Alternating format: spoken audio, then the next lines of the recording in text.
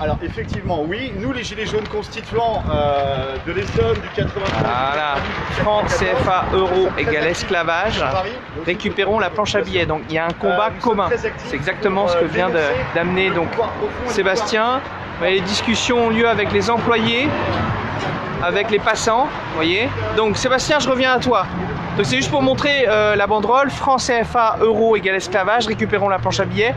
C'est-à-dire il y a un combat commun entre le franc CFA contre le franc CFA, mais aussi contre l'euro, qui est le point dénominateur commun, la servitude monétaire. Exactement, mais revenons d'abord sur la question du franc CFA, pour les gens qui ne connaissent pas cette question. Il faut savoir qu'aujourd'hui, on a 14 pays africains qui sont sous tutelle financière du Trésor public français. Ces pays sont les suivants: Bénin, Burkina Faso, Côte d'Ivoire, Guinée-Bissau, Mali, Niger, Sénégal, Togo, Cameroun, République centrafricaine, Congo. 200 millions de personnes qui sont sur curatelle financière, ce qu'on appelle une curatelle financière. Ils ne contrôlent ni leur monnaie, ni leur crédit, ni leur budget, ni leur déficit. C'est comme si, en France, voilà, quelqu'un possédait votre carte bleue et qu'il allait l'utiliser et vous donner 20 € ici, 20 € là pour pouvoir aller faire vos dépenses. Donc voilà la situation dans laquelle on se trouve.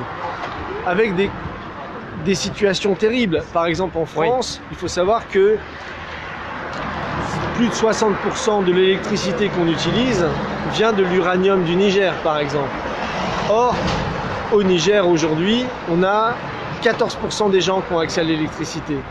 C'est-à-dire qu'il n'y a pas d'hôpitaux, les femmes accouchent de nuit, dans le noir, il y a beaucoup de mortalité infantile, etc. C'est-à-dire que cette politique du franc CFA a empêché les pays de se développer. Aujourd'hui, si la France veut retrouver l'estime d'elle-même, il faut qu'elle puisse combattre ce système.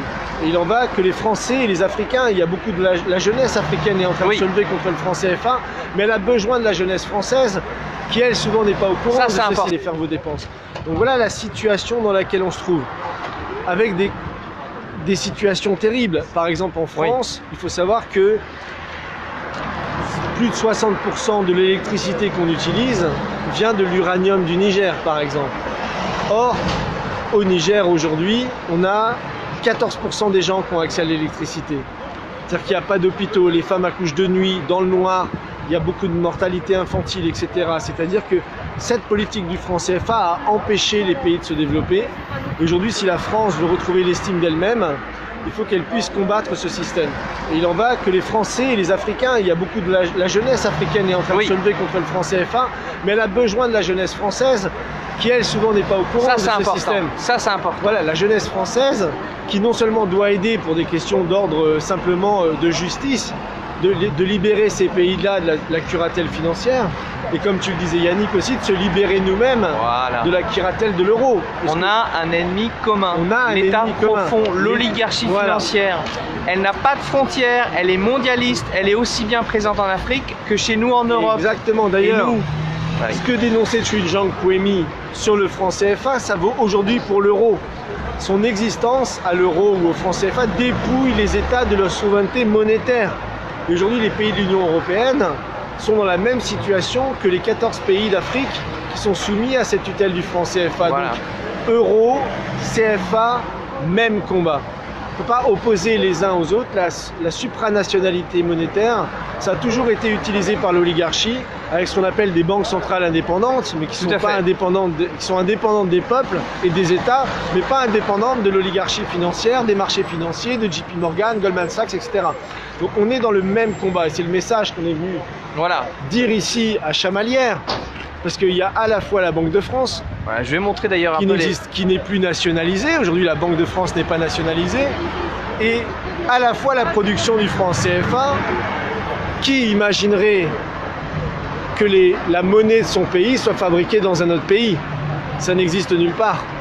Sauf ici. Sauf ici. Voilà. Et quand on explique dans le monde que l'argent des Africains est fabriqué en France sous contrôle du Trésor public français, personne ne nous croit même. Ça veut dire qu'on a un paradoxe. Voilà. Donc, on est venu pour dénoncer ça, pour dénoncer la répression monétaire que dénonçait Puemi. Je vous montre la carte. Voilà, soutien des automobilistes. Alors une chose que tu as dit tout à l'heure, c'est que la jeunesse africaine et la jeunesse européenne avaient un ennemi commun et devaient travailler ensemble. Alors justement, il y a une chose aussi qui est intéressante, c'est qu'il y a hier ou avant-hier, je ne sais plus, il y a un collectif de jeunes africains, ou de moins jeunes africains d'ailleurs, peu importe, qui s'appelle UDC, Unité, Dignité, Courage. Ils étaient là en fait, ils étaient à l'entrée, vous voyez, ici, voilà, pour faire prendre conscience aux ouvriers que, voilà. Alors notre message est un peu différent, c'est bien sûr on dénonce le franc CFA, comme tu viens de le faire, mais surtout on veut reconvertir cette imprimerie demain pour qu'elle se fasse des francs en fait.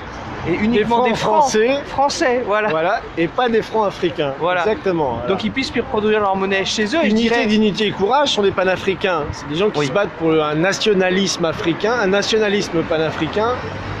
Et donc se battent pour que justement ils puissent avoir la souveraineté monétaire. Parce que comme on le sait, si l'État ne contrôle pas la monnaie, on ne le répétera jamais assez, hein, c'est la monnaie qui contrôle l'État.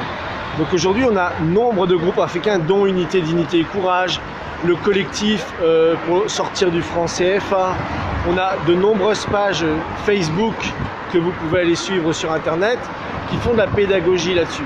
Voilà. Or, en France, la question du franc CFA, on se rend compte qu'elle est quasiment inconnue, qu'elle n'est abordée par personne. Et donc, il n'y a pas la volonté pour les Français de se dire, bon voilà, on a fait une erreur, maintenant on va arrêter cette erreur et on va aller de l'avant et travailler avec nos amis africains, la jeunesse africaine. Et la bonne chose, et je pense que c'est très important que les Gilets jaunes soient là parce que les choses évoluent. Et j'aimerais vous lire, ça va prendre 2 minutes, mais c'est l'initiative qui a été lancée par des économistes africains. Donc je conseille pour ceux qui ne connaissent pas de lire ce livre.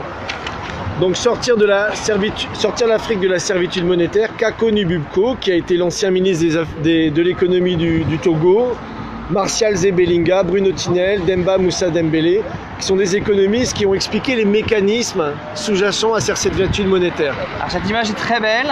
Derrière, pour ceux qui arrivent sur le live, vous avez l'imprimerie en France à Chamalières qui imprime les francs CFA. Et à Paris, les taux de change de cette monnaie qui concerne donc 100 millions, 150 millions d'habitants en Afrique sont définis à Paris contre leur développement. Et là, on brandit ça. Sortir l'Afrique de la servitude monétaire. Voilà, ça c'est important. Voilà. Et donc ces économistes, Kako Nububko et d'autres, viennent de organiser les premiers états généraux sur la question du franc CFA, donc au Mali. Donc ils étaient tout un groupe d'individus, donc je vais vous les citer, hein. Il y avait Aminata Dramane Traoré qui était ancienne ministre du Mali, Kako Nububko, ancien ministre du Togo, Mamadou Koulibaly de Côte d'Ivoire, Demba Moussa Dembélé du Sénégal, Issa Ndiaye du Mali, Martial Zebelinga du Cameroun, qui est l'auteur du livre, et Louis Magloire Kemayou et Taoufik Ben Abdallah de Tunisie et du Cameroun. Donc ils ont publié pour la première fois un appel qui fait le point